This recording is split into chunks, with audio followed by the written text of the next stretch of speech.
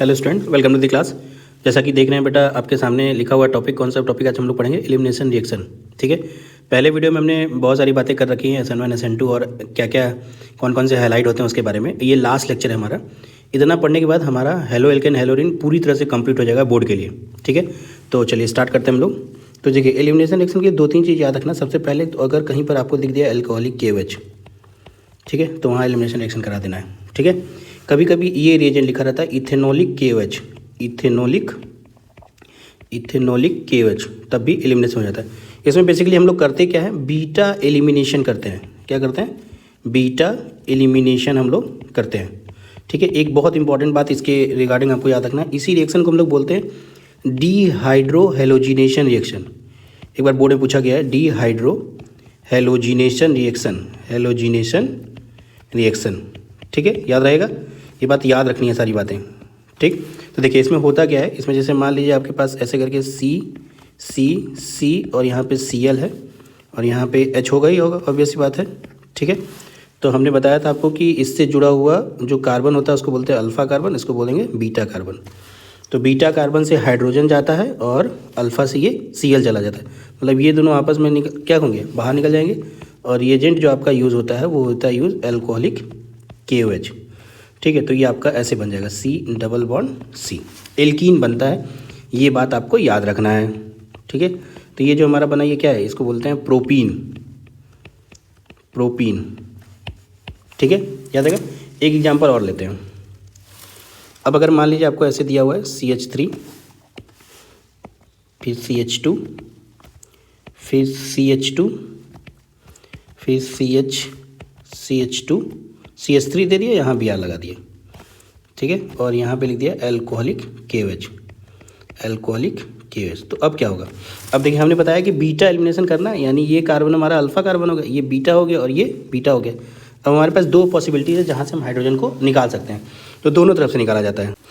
चलिए देखिए क्या करेंगे, CH3, CH2 और यहाँ पे इसको हम कर देते हैं CH हो गया इधर, और यहाँ ये CH Br।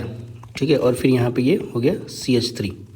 ठीक, तो एक बार यहाँ से H और एक बार यहाँ से Br निकालेंगे तो प्रोडक्ट बनेगा। तो क्या डबल बॉन्ड बनेगा, हमारा यहाँ पे, तो यहाँ बना देते हैं। तो बन जाएगा हमारा प्रोडक्ट कुछ ऐसा, CH3, CH2, single bond C, double bond CH और फिर यहाँ पे CH3।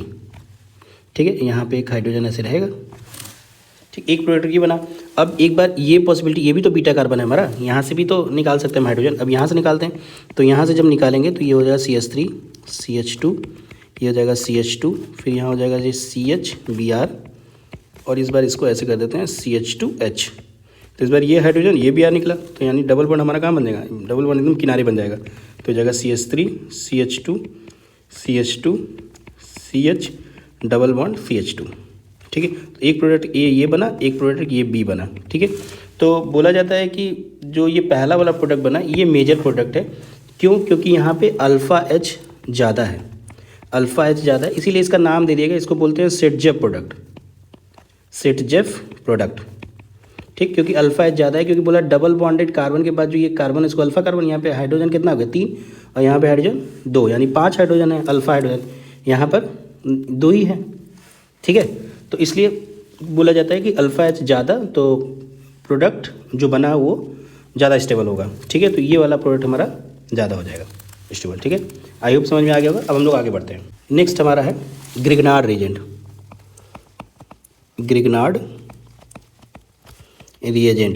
तो ग्रिग्नार्ड रिएजेंट क्या होता है हमारा, ये कुछ होता नहीं है, मतलब एल्काइल के साथ MgX का जोड़ना, RMgX, इसी को हम लोग बोलते हैं क्या, ग्रिग्नार्ड रिएजेंट। याद रहेगा। हाँ, इसमें जो याद सबसे इंपॉर्टेंट रखने वाली बात है ना, वो ये है, जैसे मान लीजिए आपको कोई एल्काइल हैलाइड दे दिया CH3, CH2 Br, ये एल्काइल हैलाइड है, इसका रिएक्शन कराया पहले Mg के साथ। ये बहुत इंपॉर्टेंट है, मतलब बहुत ज़्यादा इंपॉर्टेंट है, मैं बता नहीं सकता कितना इंपॉर्टेंट है। अभी क्वेश्चन करेंगे तो हर जगह ही आता है, ड्राई ईथर लिख दिया। ठीक है, तो कुछ करना नहीं होता है, बस इसी Br के साथ ये Mg जाके चिपक जाएगा, तो ये हो जाता है CH3, CH2 और ये MgBr।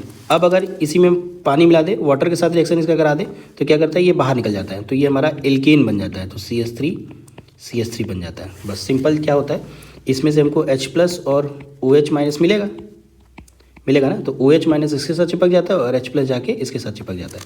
चलिए अब हम लोग आगे एक बहुत इंपॉर्टेंट और बहुत फेमस है, इसको हमको याद रखना है। अगर मान लीजिए क्लोरोबेंजीन आपके पास दिया गया है, क्लोरोबेंजीन से अगर आपको फिनॉल बनाना है तो ये सिर्फ ड्रास्टिक कंडीशन में ही बनता है, NaOH के साथ high temperature and high pressure, high temperature and high pressure अगर रहेगा तभी ये Cl हट के OH लगेगा, नहीं तो सिर्फ NaOH के साथ रिएक्शन कराएंगे तो ये रिएक्शन नहीं होगा। ये बात हमें याद रखनी है, ठीक है। एक और याद रखना है कि जैसे मान लीजिए आपके पास ऐसे करके ये क्लोरोबेंजीन बना हुआ है और इस बार ऑर्थो और पैरा पे NO2 लगा दिया, NO2 लगा दिया। इसको बस थोड़ा सा गर्म करेंगे ना, थोड़ा सा गर्म करेंगे तो ये क्या हो जाता है, ये कन्वर्ट हो Cl हट के OH लग जाता है इसमें, बाकी सब कुछ एज इट इज़ रहेगा। ये NO2 रहेगा और ये NO2 रहेगा। ये बहुत बार पूछा हुआ है ना, इसको बोलते हैं हम लोग पिक्रिक एसिड। क्या बोलते हैं? पिक्रिक एसिड, ठीक है। 2,4,6 ट्राई नाइट्रोफिनॉल को बोलते हैं पिक्रिक एसिड, ठीक है। आई होप आपको बात समझ में आएगी। अब हम लोग आगे बढ़ते हैं, ये इंपॉर्टेंट है, यही एक लास्ट बचा हुआ, उसके बाद तो कुछ है नहीं इसमें। Electrophilic substitution reaction, electrophilic substitution reaction, ठीक है। तो इसमें सबसे पहला हम लोग करते हैं हेलोजिनेशन। क्या करते हैं? हेलोजिनेशन, ठीक है। तो हेलोजिनेशन में क्या रिएजेंट हम लोग यूज़ करते हैं? Cl2 के साथ हम लोग लेते हैं एनहाइड्रस FeCl3 ले लेते हैं, ठीक है। लुईस एसिड होता है ये। तो बस आपको याद रखना है कि जब भी ये लिखा रहेगा ना, जब भी ये लिखा रहेगा तो आपको ये सोचना है कि Cl जो है, ये Cl जो है जाके पैरा पोजीशन पे ऐड हो जाएगा, पैरा पोजीशन पे जाके ऐड हो जाएगा। इतना बात आपको बस याद रखना है ना, जब भी ये रिएजेंट आपको दिखे तो आपको बस ये याद रखना है कि Cl जाके पैरा पोजीशन पे ऐड हो जाएगा। तो देखिए सिंपल है, जैसे मान लीजिए आपको कोई रिएक्शन दिया गया ऐसे करके, क्लोरोबेंजीन है, बोला इसका रिएक्शन कराना है हमको Cl2 के साथ और यहाँ पे लिख दिया एनहाइड्रस FeCl3। तो क्या करेंगे? हमने बताया कि जब भी आपको ये रिएजेंट दिखा तो आपको कुछ नहीं सोचना है, जो चीज़ लिखा हुआ है एज इट इज़ उसको लिख देना है पहले, तो ये तो था ही, और पैरा पे जाके आपको Cl को जोड़ देना है बस। अब कुछ बच्चे क्या करते हैं, सब पे Cl जोड़ देते हैं, तो ये गलती नहीं करना है आपको। सिर्फ आपको ये याद रखना है क्या अटैच होगा, ये अगर आपको दिखा तो इससे Cl आपको मिलेगा और Cl जाके पैरा पोजीशन पे ऐड हो जाएगा, बस इतना याद रखना है, बस ज़्यादा कुछ नहीं। चलिए नेक्स्ट आते हैं इसमें इलेक्ट्रोफिलिक वाले में। दूसरा इसमें होता है नाइट्रेशन, ठीक है। नाइट्रेशन में क्या लिखा रहेगा आपको रिएजेंट पे HNO3 plus conc H2SO4, HNO3 plus conc H2SO4। तो आपको इससे बस याद रखना है कि इससे NO2 प्लस मिलेगा, NO2 प्लस अटैच होगा, मतलब NO2 प्लस मिलेगा, और मतलब बेसिकली आपको ये याद रखना है कि NO2 जाके पैरा पोजीशन पे ऐड हो जाएगा, दैट सिंपल, और कुछ दिमाग नहीं लगाना है। जैसे मान लीजिए आपको फिर से ये दिया हुआ है, क्लोरोबेंजीन दे दिया ऐसे, ये Cl लिख दिया और यहाँ पे लिख दिया HNO3 प्लस कॉन्क H2SO4। तो आपको बस क्या बस पता होना चाहिए कि NO2 जाके जुड़ेगा, तो NO2 कहाँ जुड़ेगा? तो NO2 जुड़ेगा पैरा पे, बस कुछ नहीं हो। अब ये नहीं कि इसको भी जोड़ दिए, इसको भी जोड़, सब जोड़ देते हैं कुछ बच्चे, तो ये गलती नहीं करना है। तीसरा होता है इसमें सल्फोनेशन, ठीक है। तो इसमें आपको याद रखना है कि अगर कॉन्क H2SO4 लिखा हुआ है सिर्फ, और उसके साथ अगर हीट लिखा हुआ है, तो आपको ये याद रखना है कि SO3H जाके पैरा पे जुड़ेगा, पैरा पोजीशन पे ही जुड़ेगा, ये बात आपको याद रखनी है। तो क्या हो जाएगा? सिंपल, जैसे मान लीजिए कोई क्लोरोबेंजीन आपको दिया हुआ है, कुछ भी दिया हुआ, आपको बस ये ध्यान रखना है कि अगर ये लिखा हुआ है तो इतना तो आप कर ही दीजिएगा, बाकी कुछ जोड़ने से बढ़िया है कि आप इसको जोड़िएगा, सबसे अच्छा रहेगा। यहाँ पे ये हीट हो गया तो आपका ये पैरा पे जाके Cl हो जाएगा, यहाँ पे SO3H हो जाएगा, बस हो गया, प्रोडक्ट बन गया। एक प्रोडक्ट ऑर्थो वाला ही बनता है, लेकिन पैरा वाला क्या होता है? मेजर होता है, ठीक है। ये बात आपको याद रहेगी। चलिए नेक्स्ट बढ़ते हैं। नेक्स्ट ये बहुत ही फेमस नेम रिएक्शन है, इसका नाम है फ्रीडल क्राफ्ट एल्काइलेशन रिएक्शन, ठीक है। एल्काइलेशन मतलब एल्काइल हैलाइड जाके रिएक्ट करेगा। तो आपको सिंपल सा याद रखना है कि जैसे मान लीजिए आपके पास क्लोरोबेंजीन है ऐसे करके, और ये रिएक्ट करेगा CH3Cl के साथ, तो एनहाइड्रस AlCl3 लुईस एसिड के प्रेजेंस में होता है, एनहाइड्रस AlCl3 रहेगा। तो बस आपको एक चीज़ याद रखना है, क्या याद रखना है कि पैरा पे जाके आपका पॉजिटिव वाला पार्ट जुड़ेगा। तो इसमें पॉजिटिव वाला पार्ट क्या होगा, ये Cl माइनस इधर हो गया प्लस हो जाएगा, तो यहाँ जाएगा पैरा पे, इसको जोड़ दीजिए, बस हो गया, काम खत्म। इसी तरह एक और है, दूसरा नेम रिएक्शन इसी का दूसरा है, उसको बोलते हैं फ्रीडल क्राफ्ट एसाइलेशन रिएक्शन। ठीक है, इसमें क्या होता है, एसाइलेशन का मतलब होता है एसाइल क्लोराइड। एसाइल क्लोराइड हम लोग इसको देखो बोलते हैं बेटा, CH3 डबल बॉन्ड OCl, इसी को बोलते हैं एसाइल क्लोराइड ना। ये यहाँ पे Cl जोड़ेंगे और ये रिएक्शन करेगा इससे CH3 डबल बॉन्ड OCl, और यहाँ पे लिखा रहेगा एनहाइड्रस AlCl3। तो हमने बोला पॉजिटिव वाला पार्ट जाके पैरा पे जुड़ेगा, तो ये Cl माइनस में यहाँ माइनस आ जाएगा, यहाँ पे क्या आएगा, पॉजिटिव आ जाएगा, तो यही जाके इसके पैरा पे जुड़ जाना है, बस यही आपको याद रखना है, बहुत इंपॉर्टेंट है ये। तो यहाँ Cl हो गया, यहाँ पे ये C डबल बॉन्ड O और यहाँ CH3, यही तो जाके जुड़ रहा है, देखो जोड़ा है ना, तो ये प्रोडक्ट हमारा क्या हो गया, बन गया। ठीक, इसमें भी यहाँ देखिए ये Cl माइनस हो जाएगा और ये पॉजिटिव चार्ज हो जाएगा, तो पॉजिटिव वाला जाके यहाँ पे जुड़ गया है। ठीक है, कुछ नेम रिएक्शन है उसको हम जानते हैं इस चैप्टर में, जो कि काफ़ी इंपॉर्टेंट है ना। चलिए नेक्स्ट स्टार्ट करते हैं। पहला नेम रिएक्शन है इसमें वुड्स रिएक्शन। अगर मान लीजिए आपको कोई बोलता है कि इवन नंबर ऑफ एल्केन बनाना है, तो उसके लिए बेस्ट मेथड होता है, तो क्या करते हैं 2RX लेते हैं, एल्काइल हैलाइड का रिएक्शन हम करते हैं सोडियम ड्राई ईथर के साथ। ये बहुत ही इंपॉर्टेंट रिएजेंट है, मतलब बहुत इंपॉर्टेंट रिएजेंट है। जब भी आपको ये रिएजेंट दिखे और इधर एल्काइल हैलाइड दिखे, तो आपको क्या करना है, इसी का कपल कर देना है, मतलब यहाँ बन जाता है प्रोडक्ट R और R बन जाएगा, याद रहेगा। इसको बोलते हैं वुड्स रिएक्शन।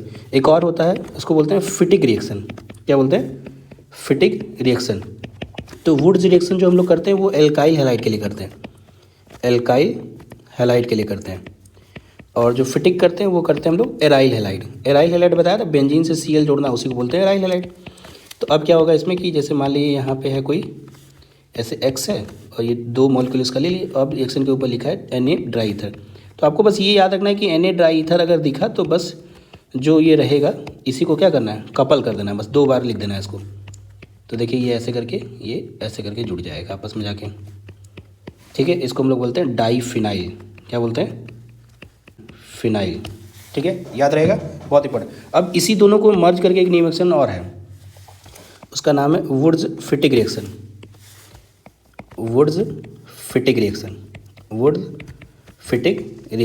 ठीक है, तो वुड्स रिएक्शन क्या था, RX का रिएक्शन कराते थे, मतलब CH3X का रिएक्शन कराते थे। ठीक है, फिटिक में क्या था, हम लोग एराइल हैलाइड का रिएक्शन कराते थे। ठीक, और रिएक्शन के ऊपर में वही सेम चीज़ लिखा रहेगा Na ड्राई ईथर।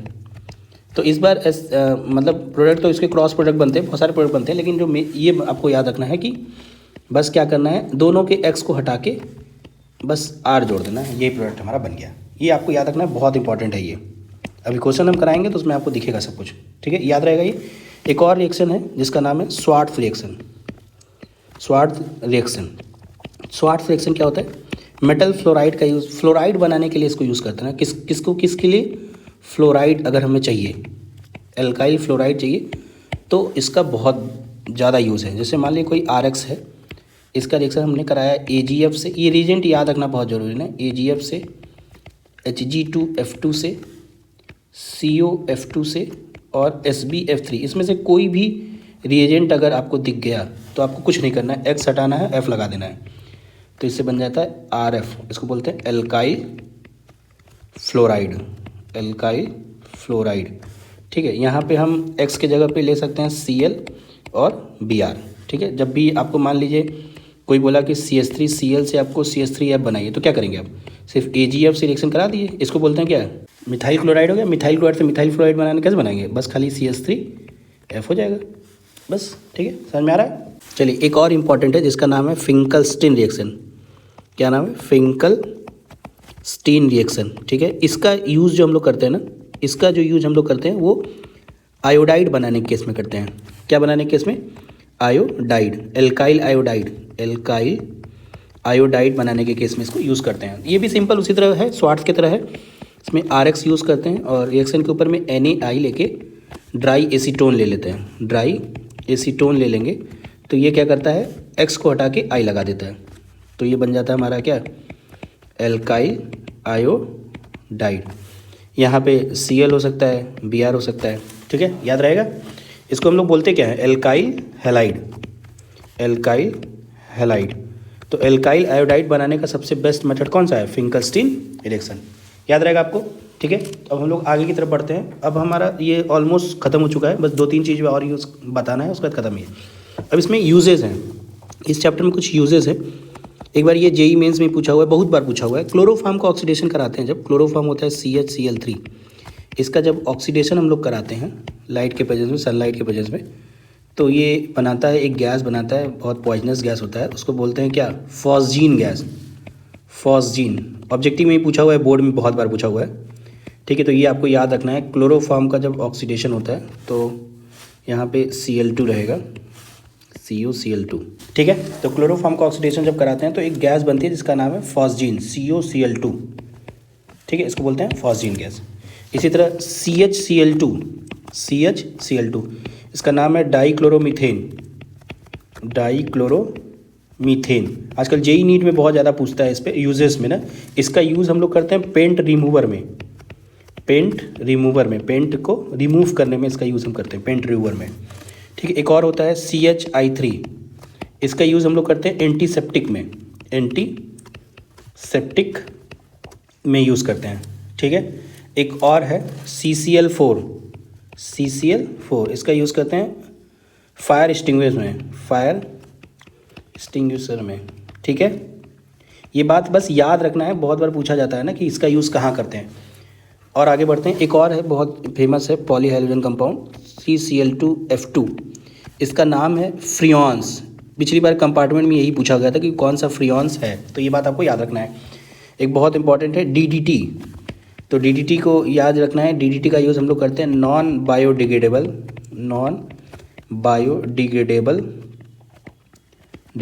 इंसेक्टिसाइड्स में इसका यूज़ हम लोग करते हैं। ये जेई मीन्स पूछा हुआ पिछली बार को क्वेश्चन है ये, ठीक है। बोर्ड में भी बहुत बार पूछा जाता है कि DDT का यूज़ क्या होता है, ठीक है। DDT का स्ट्रक्चर एक बार पूछ लिया है, तो उसका स्ट्रक्चर देखिए ऐसे बनाते हैं, CCl, उसके बाद एक कार्बन यहाँ पे रहेगा और इस वाले कार्बन से आपका ऐसे करके Cl जुड़ जाएगा, पैरा, ठीक है, याद रहेगा। ये बहुत इंपॉर्टेंट है स्ट्रक्चर, ठीक है, याद रहेगा आपको। चलिए एक दो और टॉपिक बचा हुआ, उसको हम लोग सीख लेते हैं, फिर ये लेक्चर हमारा पूरी तरह से खत्म हो जाएगा। तो पहला हमारा है कायरल कार्बन, कायरल कार्बन। तो क्वेश्चन पूछा जाता है कि डिफाइन कायरल कार्बन। तो कायरल कार्बन क्या होता है, जैसे मान लीजिए कोई कार्बन है, उससे 4 ग्रुप जो जुड़े होंगे ना, वो चारों ग्रुप क्या होने चाहिए, डिफरेंट होने चाहिए। जैसे मान लीजिए कोई M जुड़ गया, यहाँ पे कोई G जुड़ गया, अगर ये चारों, तो इस कार्बन को हम लोग बोलते हैं क्या, कायरल कार्बन, ठीक है, याद रहेगा। सिंपल है कि कार्बन से 4 डिफरेंट ग्रुप अगर जुड़ा हुआ है तो उस कार्बन को बोलेंगे कायरल कार्बन। डिफिनेशन लिखना होगा तो क्या लिखेंगे, a chiral carbon is carbon atom, that is attached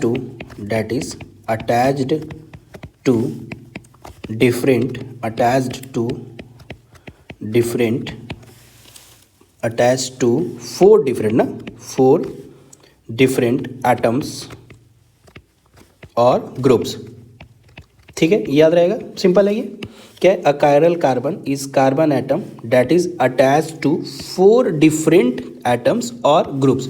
मतलब 4 डिफरेंट एटम से जुड़ा हो या 4 डिफरेंट ग्रुप्स हो, तो उस कार्बन को हम लोग क्या बोलेंगे, कायरल कार्बन। बहुत इंपॉर्टेंट टॉपिक है, छोटा सा टॉपिक है लेकिन बहुत इंपॉर्टेंट है ये ना। एक लास्ट टॉपिक और हमारा बच गया जिसका नाम है इनैंसियोमर।